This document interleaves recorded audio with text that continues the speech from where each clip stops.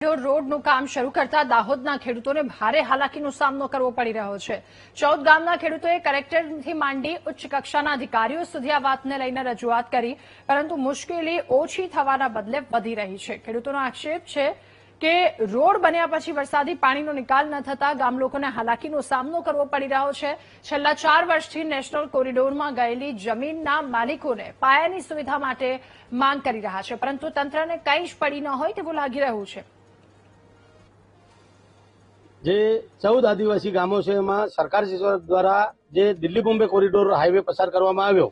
જેના કારણે અમારા ગરીબ આદિવાસીઓની જે મૂળભૂત સુવિધાઓ છીનવાઈ ગયેલી હતી, જે બાબતે અમે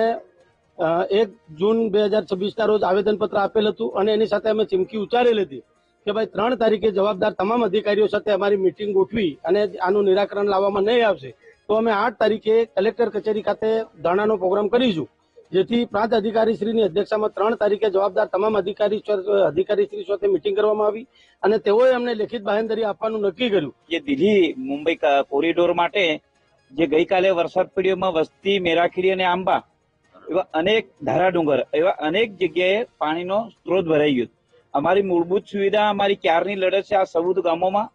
કે જે ગામોમાંથી કોરિડોર પસાર થાય છે એ ગામોની અમારી મૂળભૂત સુવિધા રોડ અને પાણીની, હવે ચોમાસાની સિઝનમાં હવે પાણી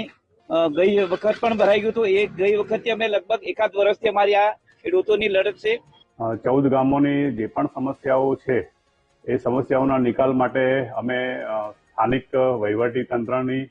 એક ટીમ બનાવેલ છે, જે ટીમ દરેક ગામોની મુલાકાત લઈ અને સર્વેનું કામ